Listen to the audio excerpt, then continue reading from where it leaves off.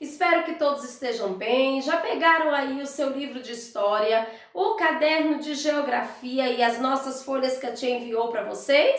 Peguem lá, deixem tudo organizado para começarmos aí a nossa aula. Em história, nós iremos lá para a página 66. Peguem aí o livro de história de vocês, abram lá na página 66 e vamos acompanhar a nossa aula de hoje, tá certo?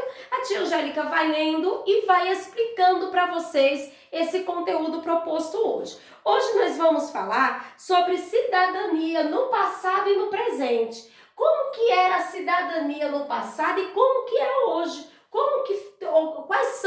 Quais foram as transformações dessa cidadania hoje, né? Hoje, no presente. Beleza? Mas antes, vamos ver se você sabe o que é cidadania. Quem é cidadão, né, gente? A palavra cidadania, ela vai se referir aos direitos e deveres. Todos nós temos direitos e temos deveres, não é verdade?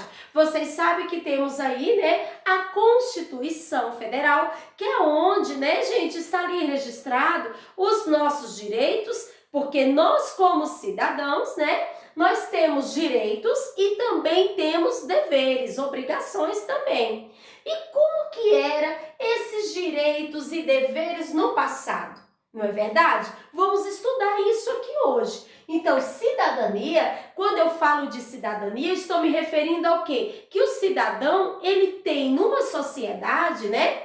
Numa comunidade, ele vai ter o quê? Direitos e deveres. Hoje, né, nós temos aí a lei maior, né, que é a Constituição Federal, onde está registrados os nossos direitos e os nossos deveres. Então, olhem só, gente. Então, a palavra cidadania refere-se aos direitos e deveres em uma sociedade politicamente organizada. Então, onde tem uma sociedade que tem politicamente organizada, tem uma hierarquia, né? Tem ali algo, né, que vai definir tudo isso, então vai ter o quê? Esses direitos e deveres como prioridade, né? Vai ter esses direitos e deveres, né? Preservar esses direitos e deveres do cidadão. Isso é, no caso aí, cidadania, certo? Porém, a concepção de cidadania, gente, sofreu muitas alterações ao longo desse tempo.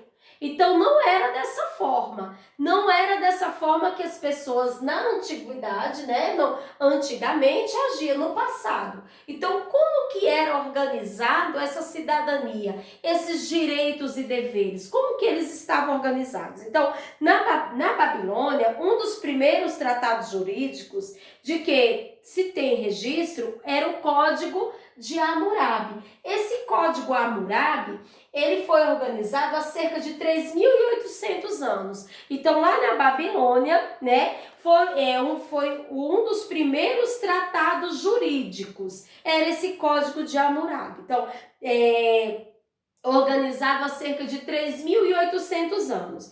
Ele dividia a sociedade, gente, entre trabalhadores livres, escravos e ricos. Quer dizer o que então, hein, galerinha? Esse Código de Hammurabi, ele tinha uma divisão, né?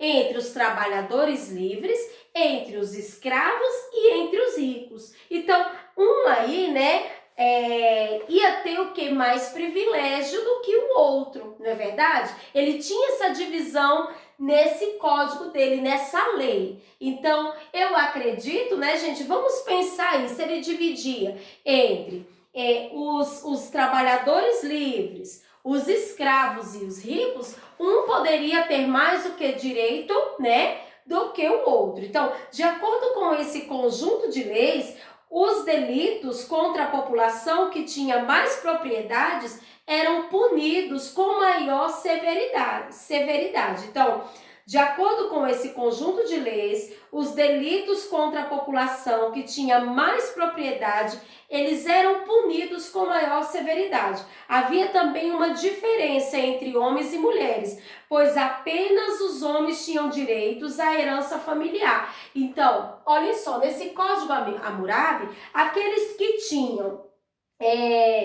mais propriedades, eles eram punidos com mais rigor, certo? Então, esse código deixava aí bem claro que aquela pessoa que tinha mais propriedades, né, delitos contra a população que tinham mais propriedades, eles eram punidos com mais rigor. E no caso aí de homens e mulheres, o homem ia ter direito à herança, mas a mulher não. Então, somente o homem ia ter direito à herança familiar. Então, ele ia herdar muito mais. Então, ele ia herdar toda a herança. Por exemplo, se naquela família tivesse, né, dois filhos, um homem e uma mulher, né? Quem ia ter direito total daquela herança seria o homem, não a mulher. Então, onde estava registrado esses direitos e esses deveres era no Código Hammurabi. Beleza, gente? Então, as decisões políticas na antiguidade. Então, na Roma, gente, antiga, cidades que atualmente é capital da Itália, os direitos e a participação das decisões também não eram estendidos a todas as pessoas. Então, lá na Roma Antiga, onde é hoje, né, a capital da Itália, a cidade que atualmente é a capital da Itália, os direitos e a participação nas decisões também não eram estendidos a todas as pessoas. Então, tinha aí, ó, algumas coisas, né, que uns iam ter mais direito que o outro. Então, há mais de 2000 anos, a sociedade era dividida em classes. Eram os grandes proprietários de terra, que eram chamados de patrícios. Então, aqueles que tinham muitas terras, né, eles eram chamados ali de patrícios. E aqueles, gente, que não tinham, então, tinham direitos com acesso aos cargos públicos. Então, os patrícios, né, eles iam ter mais direitos. Eles iam ter direitos aos cargos públicos, né, por eles ter mais condições financeiras. Então, essas pessoas, eles eram chamados de patrício. Então, eles iam ter vários direitos. Então, eles iam ter acesso ao cargo público. Como, por exemplo, já os plebeus, né, os plebeus, eles eram quem? Eles eram os artesãos, os camponeses, os comerciantes, no caso deles, e outros trabalhadores livres. No caso dos plebeus, eles já não iam ter esse direito ao acesso ao cargo público, porque eles não eram donos de grandes propriedades, somente os patrícios. Os patrícios eram quem? Então, nós podemos dizer, gente, que os patrícios eram aqueles que tinham o quê? Um alto poder aquisitivo. Então, eles é que iam ter direito aos cargos públicos. Já os plebeus, que eram os artesãos, né? Os camponeses, os comerciantes e outros trabalhadores livres, eles já não iam ter o mesmo direito que os patrícios, iam ter direitos diferentes. Hoje, vamos levar para a nossa sociedade atual. É somente o rico que tem direito aos cargos públicos? Não, hoje todos, basta estudar, terá direito ao cargo público, certo, gente? Então aí você já observa que houve uma mudança, né, gente? Nesse caso aí, dos direitos e deveres do cidadão, beleza? Então vamos lá. Então, patrícios, eles eram os que tinham mais condições, não é verdade? Eram aqueles que tinham muitas propriedades, eles eram chamados de quê? De patrícios. E eram os patrícios que iam ter acesso ao quê? Aos cargos públicos. Então, gente, os patrícios, no caso, eles eram os que iam ter mais direito nessa sociedade. Os plebeus, comerciantes, artesãos e trabalhadores livres, eles já não iam ter o mesmo direito aí que os patrícios. Eles eram chamados de plebeus. Então, os plebeus eram os artesãos, comerciantes, trabalhadores livres, eles eram chamados de plebeus. E aí a tia Angélica já falou para vocês, tinha uma grande diferença aí dos direitos dos patrícios para os direitos dos plebeus. Então, vamos continuar. Eles não podiam se casar com patrícios nem participar das decisões políticas. Olhem só, gente. Além dos plebeus não poder, uma das coisas aí que eles não podiam fazer era ter acesso ao cargo público, eles não podiam fazer parte das decisões políticas e eles não podiam se casar com os patrícios. Beleza? Por quê? Porque eles tinham menos condições. Então, Era lei nessa época. Plebeus, comerciante casar com patrício? Não, não podia. Então, patrício só podia se casar com patrícios, beleza? Só com pessoas que tinham o quê? Condições. E os plebeus não. Tá certo? Então vamos voltar aí aquelas historinhas, né, gente, ali, os contos de fadas. Por exemplo, um príncipe. Um príncipe podia se casar com a plebeia, né? Então, é isso aí. Então, um príncipe que tinha um poder, um alto poder, né, na sociedade, não podia casar com a plebeia, certo? Né? E aí, essa diferença aí que a tia quer mostrar para vocês. Então, por anos, eles lutaram para obter direitos iguais e há cerca de 2.500 anos conquistaram o direito às suas próprias reuniões e a eleger um representante político para defender os seus direitos, no caso do tribuno da plebe. Então, eles lutaram para ter os mesmos direitos iguais, né? Porque se tratava de quê? De uma cidadania. Então, onde tem uma cidadania, os direitos têm que ser o quê? Direitos e deveres têm que ser igual para todos. E nessa sociedade do passado não era assim, certo? Então, os direitos e deveres não era igual para todos. Tinha aí uma diferença. Então, os plebeus, eles lutaram durante muitos anos, né? Então, há cerca de 2.500 anos, eles conquistaram o direito às suas próprias reuniões e a eleger um representante político. O nome desse representante que ia defender os seus direitos e os seus deveres no caso, era o tribuno da plebe. Beleza, gente? Então, há 2.500 anos aí, ó, o primeiro código de leis da Roma antiga ficou conhecido como a Lei das 12 Tábuas. Por quê? Pois o seu conjunto foi publicado em tábuas de madeira. Então, eles utilizaram a tábua, né, para publicar aí as suas leis. Então, por isso foi chamado de Lei das 12 Tábuas. Ele regulava os direitos da família e da propriedade, além de crimes. Nele já constavam vários direitos reivindicados pelos plebeus, porém era reafirmada a submissão das mulheres e dos escravos, né? Então, nessa época aí também, a mulher, ela também não tinha muitos direitos aí, tá certo, gente? Nessa sociedade, beleza? Então, muita coisa aconteceu para que hoje, né, gente, pudéssemos ter esse direito. Então, vamos lá para a página 68, onde fala da cidadania na antiguidade. Então, a ideia de cidadania remete a Atenas, uma cidade da Grécia Antiga. Foi essa sociedade que surgiu um modelo político chamado de democracia. Então, lá na cidadania na antiguidade, né, como por exemplo, a ideia de cidadania que se remete a Atenas. Então, em Atenas, ela era uma cidade da Grécia Antiga, foi uma sociedade que surgiu um modelo político chamado de democracia. Então, na democracia, quando eu falo de democracia para você, meu amor, o que você lembra? Então, na democracia ateniense, todos os cidadãos deveriam participar das decisões políticas por meio da assembleia e de votação. Então, a democracia, ela dá o direito a todo cidadão decidir, né? Até mesmo quem vai eleger. Nós vivemos, né, galerinha, numa cidadania. Nós temos o direito de escolher o nosso presidente, os deputados, não é? Então, nós vivemos em uma democracia. E lá na cidadania ateniense, na sociedade de Atenas, né, no caso ateniense, eles viviam como?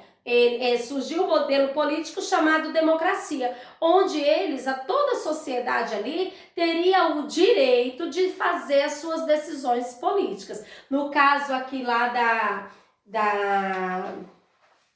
de Roma, né, já não era assim, né? Quem decidia, quem ia tomar decisões políticas eram quem? Os patrícios, beleza, gente?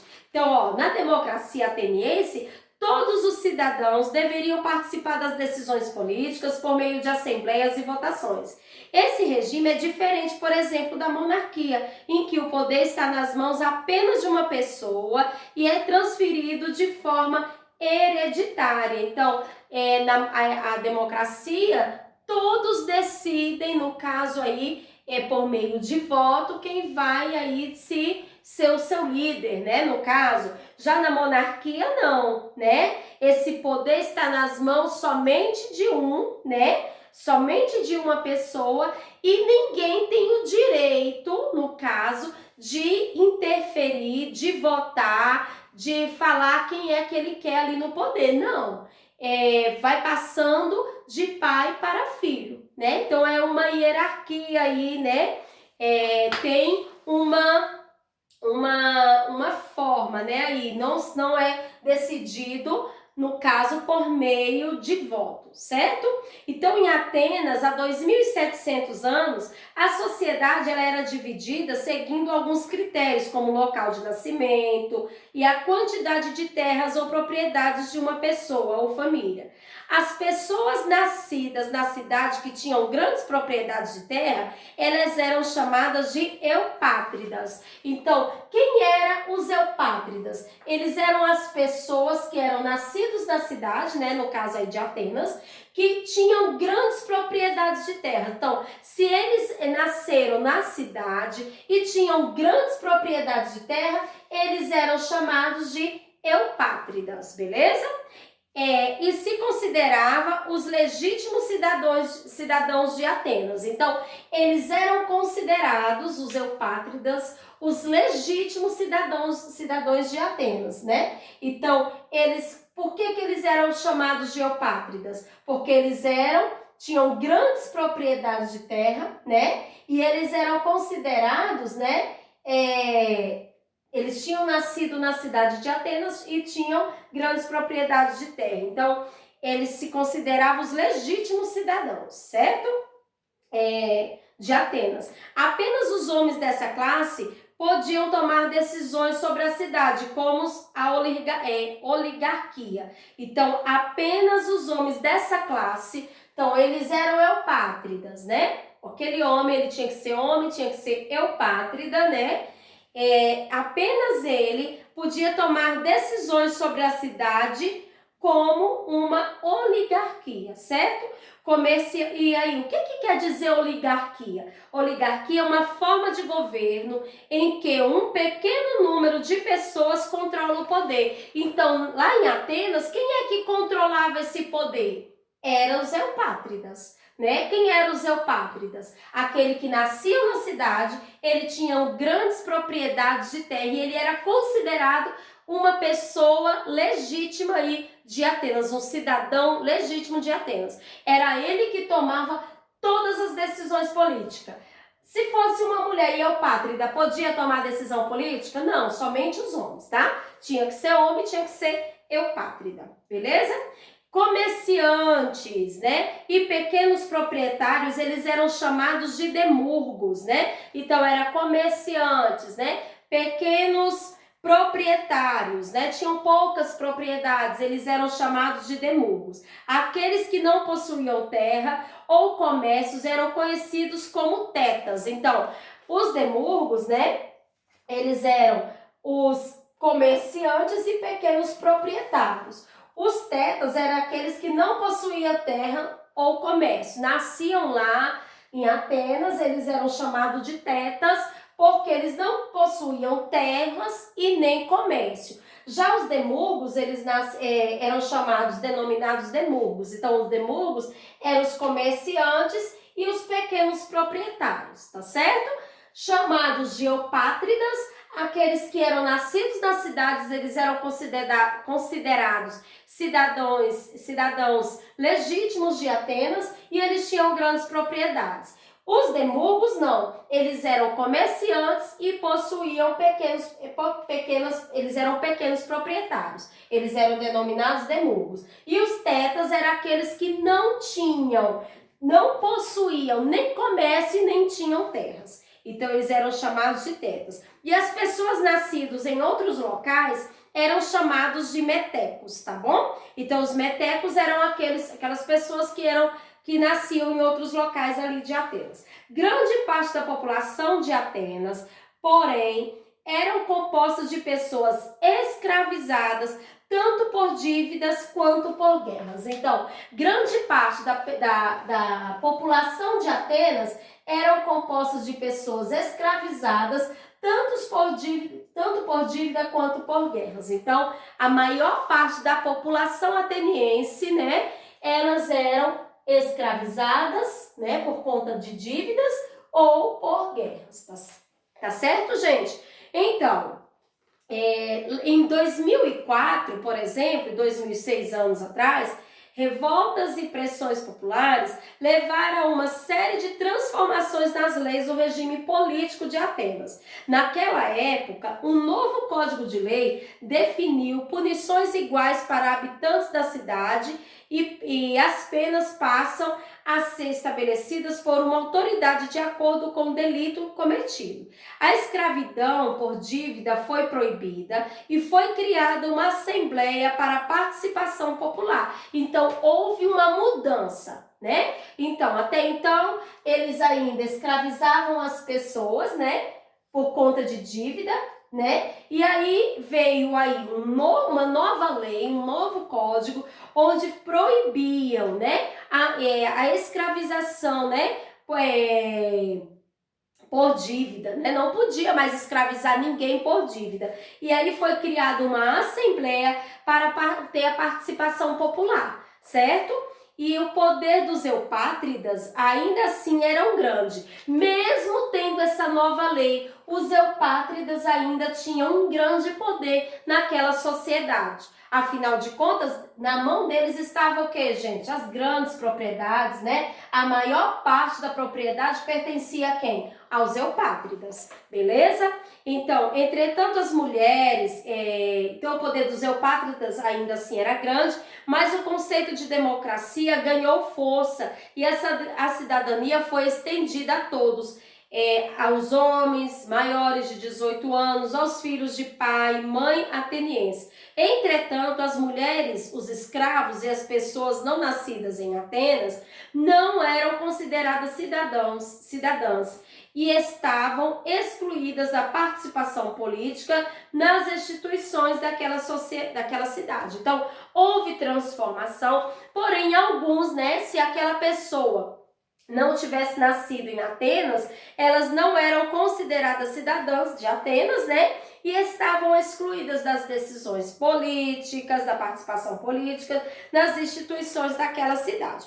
Mas houve grandes mudanças, né, no código aí, nos direitos e deveres. Hoje, né, nós vivemos aqui, né, gente? Isso aqui a tia falou sobre a cidadania no passado e no presente. Vimos que vivemos em uma democracia, que temos aí no nosso país a Constituição Federal, onde ali define os nossos direitos e deveres. Hoje foi a nossa aula de história, foi falando sobre a cidadania no passado e no presente. E a atividade que vocês irão fazer está proposta na página 69...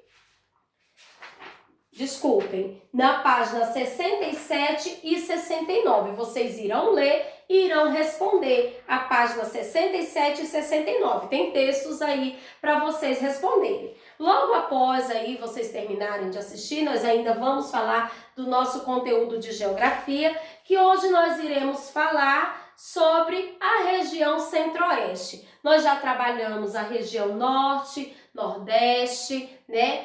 Trabalhamos a região sudeste e hoje nós vamos falar da região centro-oeste. Galerinha, peguem aí a folha de vocês onde fala da região centro-oeste. Primeiro vocês vão lá naquele mapinha que a tia colocou. Então, gente, a região centro-oeste, ela é composta por 3 estados. Quais são eles? Mato Grosso do Sul e Goiás, né, gente? Então, e o Distrito Federal, que está dentro de Goiás. Cada um deles é composto por um estado e por uma capital, certo?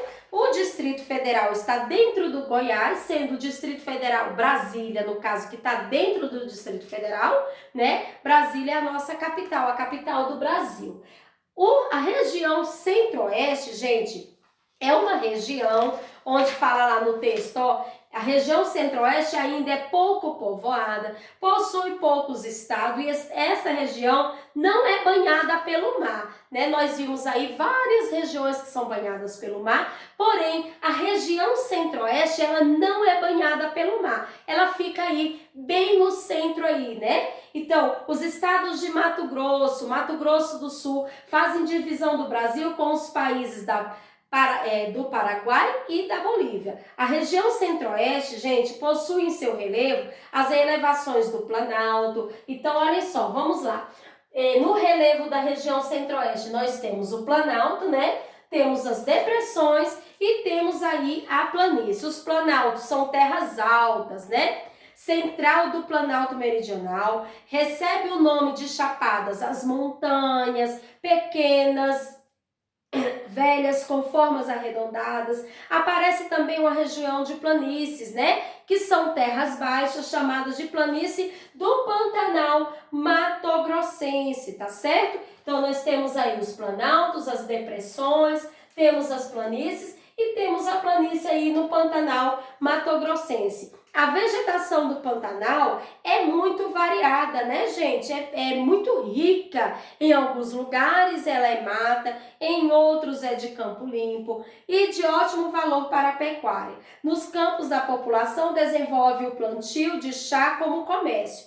E na região centro-oeste, gente, acontece muita distribuição, ou seja, desmatamento das florestas do Pantanal, né? Onde possui a fauna mais rica em espécies de animais. Então, olhem aí, o nosso bioma aí, no caso da região centro-oeste, está o Pantanal. Porém, as pessoas, né, muitos aí, fazem o desmatamento, onde possui uma fauna muito grande, né? Também uma flora muito grande.